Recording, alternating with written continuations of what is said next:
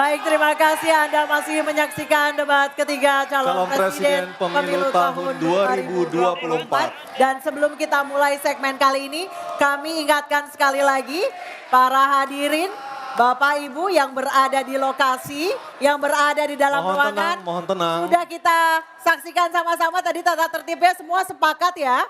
Sepakat? Oke. Dan segmen ini adalah segmen yang paling mudah memancing keriuhan. Karena di segmen ini calon presiden bisa saling bertanya.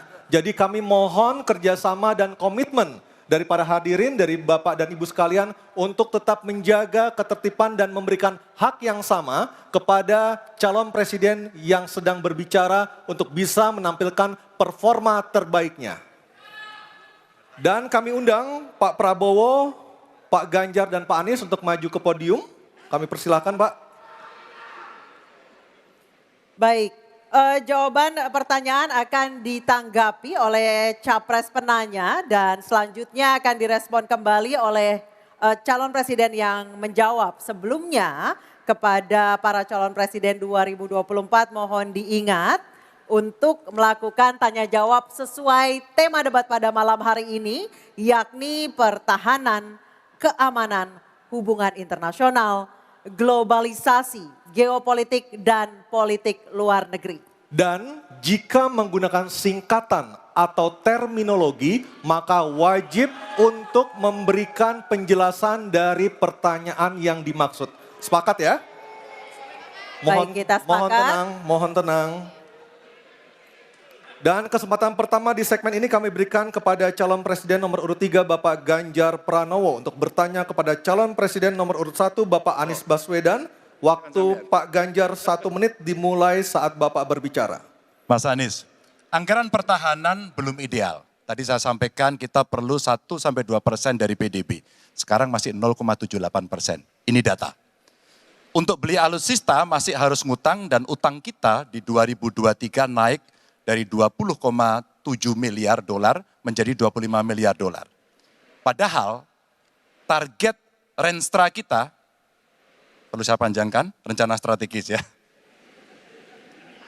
Minimum essential force di 2024 tidak tercapai kira-kira. Karena sekarang hanya 65,49% dari target.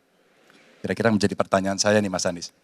Apa solusi ekonomi pertahanannya untuk kita bisa mengejar ketertinggalan dan kemudian menyelesaikan persoalan-persoalan itu agar pertahanan kita menjadi strong. Baik, masih ada Bapak sedikit lagi? Cukup pertanyaan. Baik. Baik, terima kasih Pak Oke. Ganjar.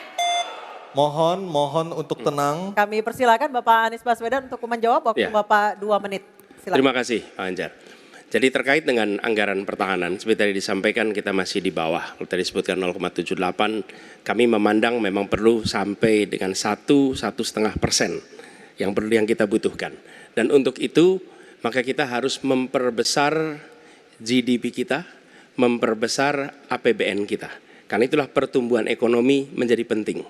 Dengan pertumbuhan ekonomi yang merata dan berkualitas, harapannya maka kita memiliki masukan negara yang cukup. Kemudian yang kedua, tadi terkait dengan hutang.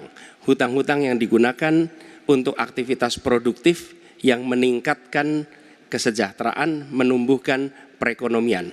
Itu juga salah satu cara untuk memperbesar APBN kita dengan adanya pendapatan ini. Yang ketiga adalah bagaimana pajak kita diperluas basisnya, ditingkatkan efektivitasnya. Lagi-lagi untuk meningkatkan pendapatan. Namun yang tidak kalah penting adalah memastikan bahwa praktek-praktek koruptif yang membuat anggaran terserap tidak secara optimal itu ditiadakan. Dengan begitu, maka porsi yang kita miliki untuk sektor pertahanan akan bisa kita alokasikan. Tanpa kita memiliki anggaran yang cukup, maka alokasi di sini menjadi berat. Dan bila kita melakukan pembelanjaan, maka kami membayangkan justru menggunakan kekuatan sendiri. Kalaupun ada dalam bentuk hutang, maka itu satu paket dengan belanja senjatanya, belanja alutsistanya, sehingga itu menjadi satu kesatuan. Dan meniadakan praktek-praktek middleman di dalam penyelenggaraan alutsista. Seperti peraturan perundangan yang mengharuskan itu G2G atau langsung dengan korporasi yang membuatnya. Jadi kami melihat dengan cara seperti itu meningkatkan alokasi itu satu hal, mengefisienkan itu hal berikutnya yang harus kita kerjakan. Terima kasih. Baik, waktu sudah habis. Pak Ganjar, kami persilakan untuk menanggapi Harap tenang. pernyataan dari calon presiden nomor urut 1. Waktunya 1 menit, Pak Ganjar, kami persilakan. Ya, ternyata jawaban saya dapat bonus.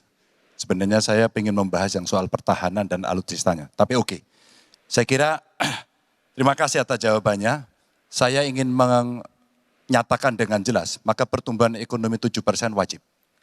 Alokasi 1-2% PDB menurut saya menjadi keharusan agar kuat. Dan belanja alutsista kita ini harus jadi investasi pertahanan kita. Tanknya dibuat di Pindad, helinya di PT DI, fregatnya ada di PT PAL, sibernya ada di PT LEN. Maka kalau kemudian itu bisa kita optimalkan betul-betul, rasa-rasanya apa yang ingin kita capai dari minimum essential forces-nya akan tercapai.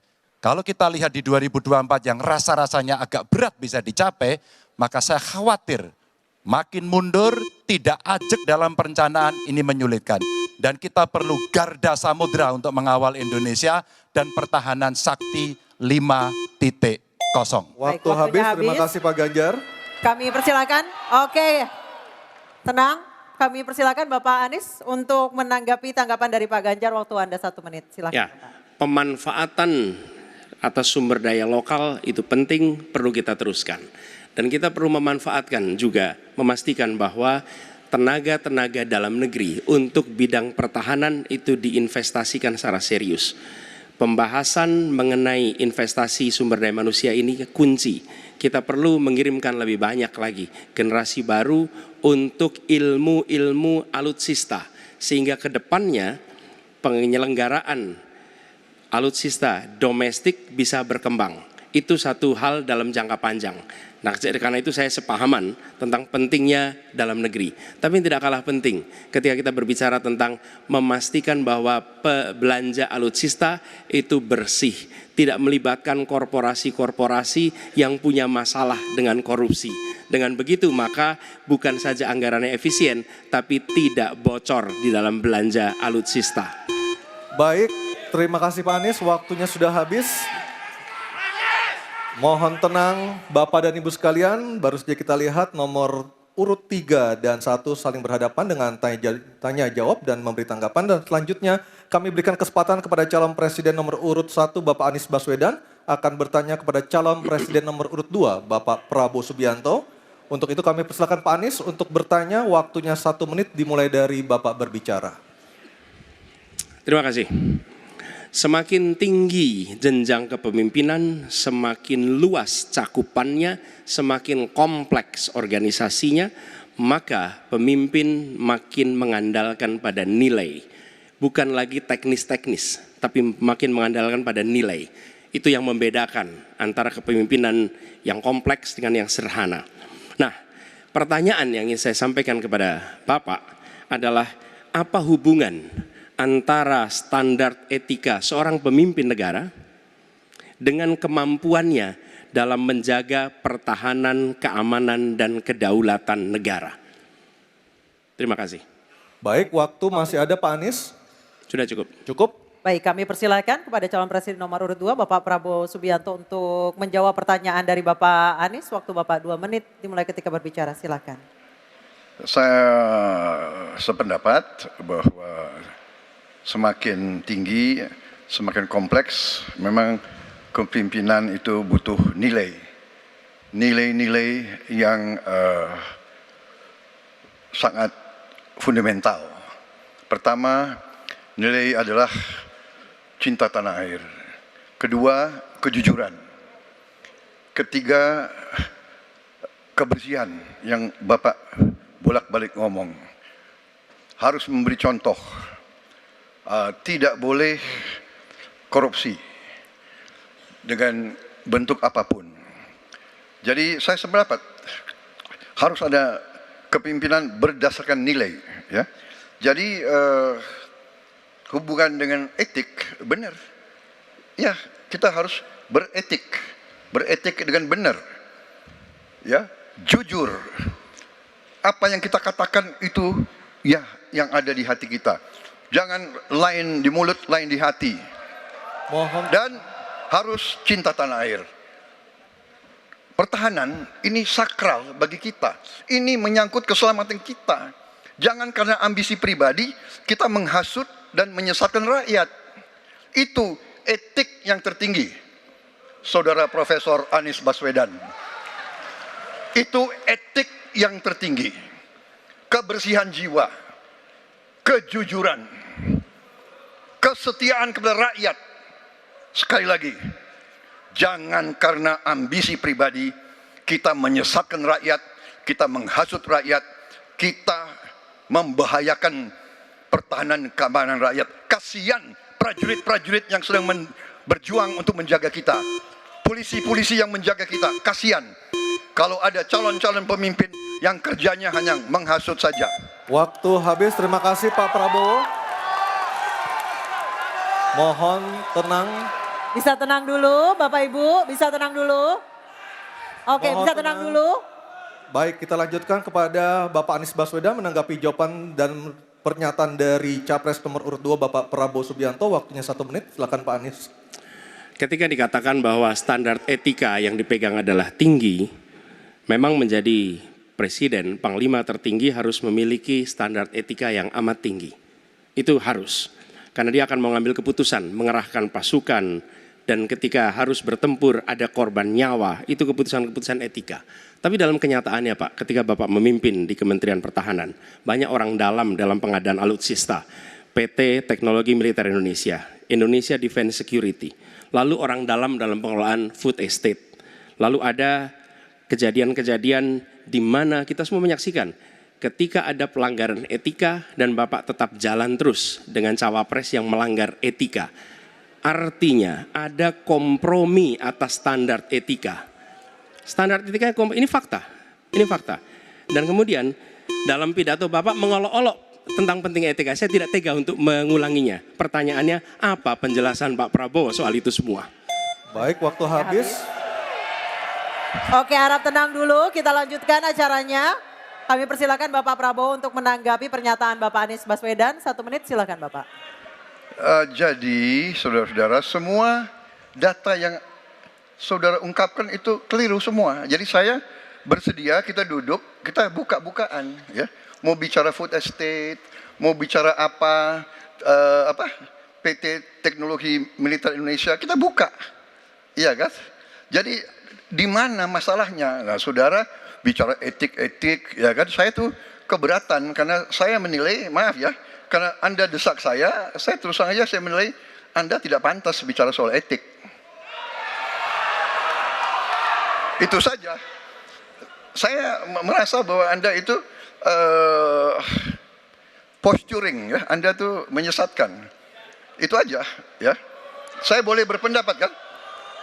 Saya menilai Anda tidak berhak bicara soal etik karena Anda memberi contoh yang tidak baik soal etik. Terima kasih. Mohon tenang, mohon tenang. Oke. Harap tenang, kita sudah sepakat Bapak Ibu yang ada di ruangan. Baik, sekarang saatnya kita akan melihat calon presiden nomor urut 2 dan 3 saling bertanya dan menanggapi. Diawali dengan calon presiden nomor urut 2 Bapak Prabowo Subianto bertanya kepada calon presiden nomor urut 3 Bapak Ganjar Pranowo. Kami persilakan Pak Prabowo, waktunya 1 menit. Baik, Pak Ganjar. Ya, Pak Ganjar mengatakan bahwa anggaran pertahanan kita sebaiknya naik 1-2%. Dan bahwa kita harus membangun industri pertahanan dalam negeri yang kita utamakan.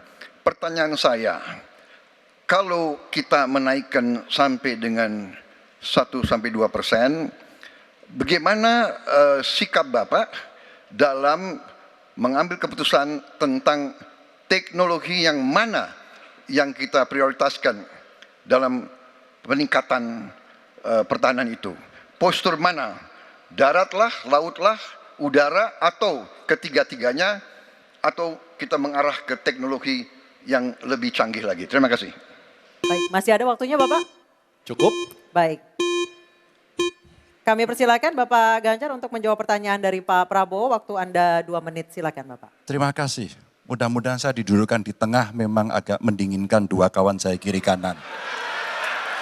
Makasih Pak Prabowo. Mana pilihannya dari matra itu? Proporsional Pak. Tapi tidak ada serangan yang akan masuk melalui darat karena kita negara archipelagic. Maka yang mesti diperkuat hari ini adalah laut. Prioritas. Laut, mereka butuh sonar Pak.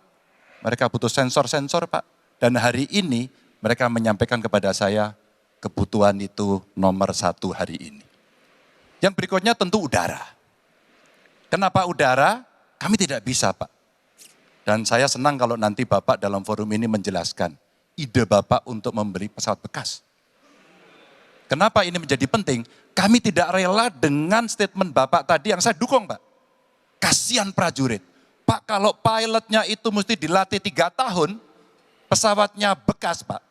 Dan dia harus datang lagi, pelatihan lagi Pak. Dengan resiko yang sangat tinggi, tentu itu sangat berbahaya. Maka peningkatan itu Pak di awal saya sampaikan, kenapa pertumbuhan harus tinggi? Kenapa industri dalam negeri menjadi prioritas?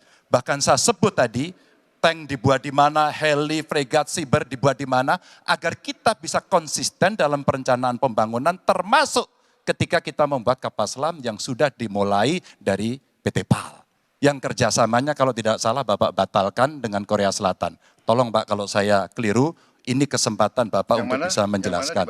Dengan PT PAL yang kerjasama dengan Korea Selatan. Kapal selam. Pak Prabowo, Jadi nanti itu. Ini nggak apa-apa kalau saya terima sebenarnya debat sebenarnya seperti ini. Kalau boleh tanya jawab langsung. Baik, silakan Bapak Ganjar, silakan. Oke. silakan Pak dilanjutkan, masih ada waktu. Masih ada waktu Pak Ganjar. Iya, ya karena sudah selesai. The stage is yours Pak, silakan. Baik, silakan Pak Prabowo, waktunya 1 menit. Baik, terima kasih Pak Ganjar. Kesempatan saya bisa menjawab. Jadi, alat perang itu usianya kurang lebih 25 sampai 30 tahun. Pesawat terbang, kapal perang dan sebagainya. Jadi bukan soal bekas dan tidak bekas, tapi usia pakai, ya. Kemudahan. Jadi pesawat umpamanya pesawat Mirage 2005 yang ada di Qatar yang rencananya kita ingin akuisisi itu usia pakainya masih 15 tahun, Pak. Dan teknologi ini mengarah kepada yang lebih canggih. Kita menunjukkan yang canggih, yang terbaru. Tapi kalau kita beli baru, datangnya Pak, baru 3 tahun, dan operasionalnya itu baru 7 tahun Pak. Nah sementara 3-7 tahun ini, kita perlu deterrent, kita perlu kemampuan. Itu maksudnya latar belakang. Jadi saya kira itu yang bisa saya jelaskan, tapi waktu yang singkat tidak cukup. Baik, waktu sudah habis. Saya kembali ke Capres nomor 3. Tenang dulu, Bapak Ganjar untuk menanggapi tanggapan dari Pak Prabowo. Silakan Bapak 1 menit. Ya awalnya saya percaya sekali bahwa Bapak akan memahami ini. Tapi hari ini saya menjadi meragukan. Karena saya bertanya kepada pilot, saya bertanya kepada Angkatan Laut pada persoalan ini. Perencanaan pembangunan yang top down membuat seluruh matra hanya menerima saja. Kenapa ini saya sampaikan Pak? Maka kalau kita bicara katakan bukan soal cerita bekasnya, buat kami tidak. Karena Yuwono Sudarsono pernah menolak itu dan apa yang Bapak rencanakan hari ini ditunda. Apa artinya? Saya kira perencanaannya terlalu gegabah pada soal itu. Dan keseriusan itu tidak dimunculkan sama sekali pada pengelolaan industri pertahanan dalam negeri. Di mana PT PAL kemudian hari ini sudah mendapatkan hutang dan kemudian dia tidak bisa melaksanakan apapun pada soal itu. Maka ini menjadi catatan, tapi saya berterima kasih karena Pak Prabowo menjelaskan itu. Dan mudah-mudahan masyarakat menjadi jelas posisinya. Baik, waktunya. Baik, terima kasih Pak Ganjar, Pak Prabowo dan Pak Anies. Kita berikan aplaus yang meriah untuk ketiga calon presiden kita, Bapak dan Ibu sekalian. Baik para hadirin dan juga pemirsa, kita akan jeda dulu. Selanjutnya akan sama seperti segmen ini akan ada tanya jawab antar capres dan kami persilakan untuk para calon presiden kembali duduk.